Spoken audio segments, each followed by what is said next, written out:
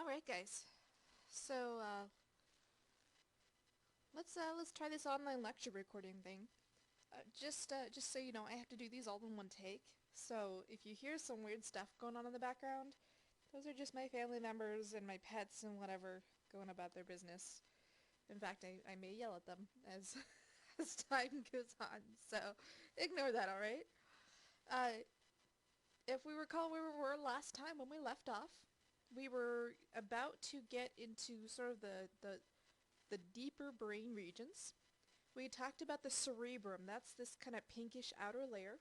And remember, our cerebrum is divided into two cerebral hemispheres. So here are those two cerebral hemispheres. Alright. And then the very, very outer layer of the cerebrum was the cerebral cortex. That's where our cell bodies were located. And in that cortex, that's where we have um, all those primary motor cortices, all those primary somatosensory cortices, all those association areas. Right. So what we're looking at now, or what we did look at also as well, is beyond just that outer cortex layer, and I don't know if you guys can see, but I'm outlining it with my mouse. Right. Beyond that kind of darkish tan outer cortex layer, we have the interior layer that's made of axons that cells in this outer layer are projecting. And those axons, they can reach a couple different places, right? And if those axons are reaching to the same area within the hemisphere, those axons, we call them association fibers. If they're reaching across hemispheres, we call them commissural fibers. And if they're reaching down into the spinal cord, we call them projection fibers. And the main mass of commissural fibers that we learned is called the corpus callosum. And we saw that really cool video about what happens when that corpus callosum is cut. So now, what we're going to do is we're going to dive a little bit deeper. So we're going beneath the surface. So we've already covered the cerebral cortex. We've already covered the medulla, made of white matter, right, myelinated axons. Now we're getting deeper into the brain, and deeper in the brain we start seeing these islands of gray matter, of cell bodies, re-emerging. You can actually really see those islands of gray matter, alright? One major structure, one major series of islands is called the basal nuclei. Now this term nucleus doesn't just refer to the nucleus of an atom, doesn't just refer to the nucleus of a cell. We also use the term nucleus to refer to any group or any chunk of cell bodies buried beneath the level of the cerebral cortex. So we call all of these nuclei, and then a certain subset of these nuclei are called basal nuclei. And if you look at these labels here, the basal nuclei can be subdivided into what's called the putamen, the globus pallidus, and the caudate nucleus. You don't need to know those. The one you do need to know is the substantia nigra. We'll come back to that and why in just a second. Just know that the basal nuclei is buried deep beneath the surface of the brain, and it surrounds part of our ventricles. Remember, our ventricles are the openings. They're here highlighted in blue.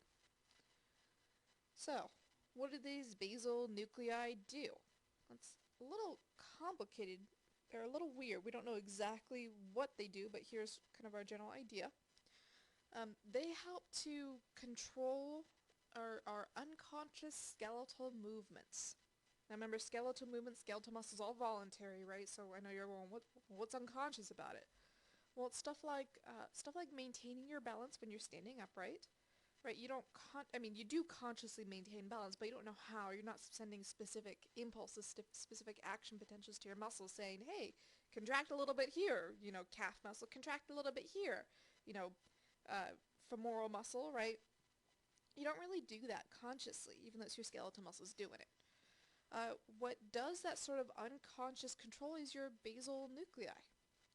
Now that those basal nuclei, of course they have to first receive input from your fully conscious control from those primary motor cortices and the premotor cortex and also that. The basal nuclei fine-tune those commands. So they help to to plan out how to start those movements gracefully and how to end those movements gracefully.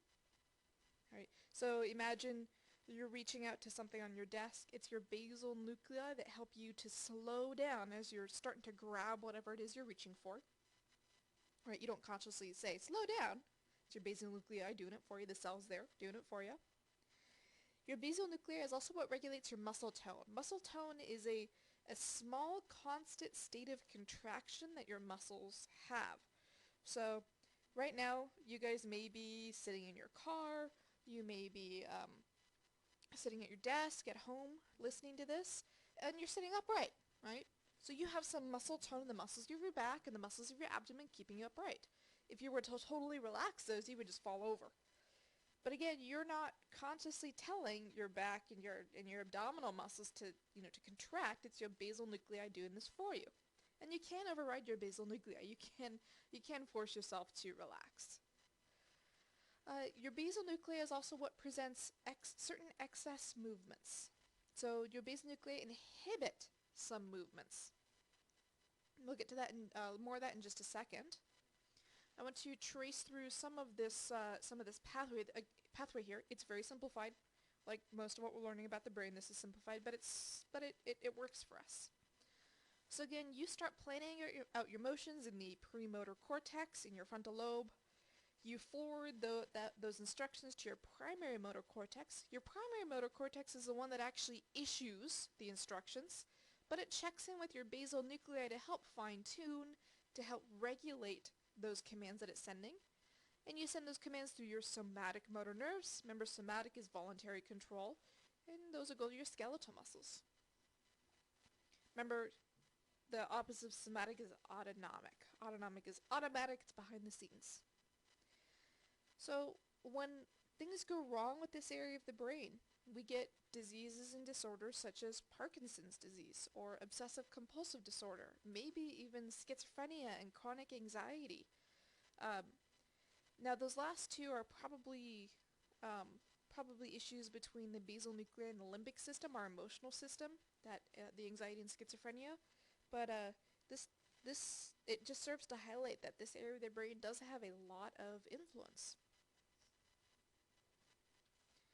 So let's look at one of the best studied diseases that's caused by dysfunction of the basal ganglia.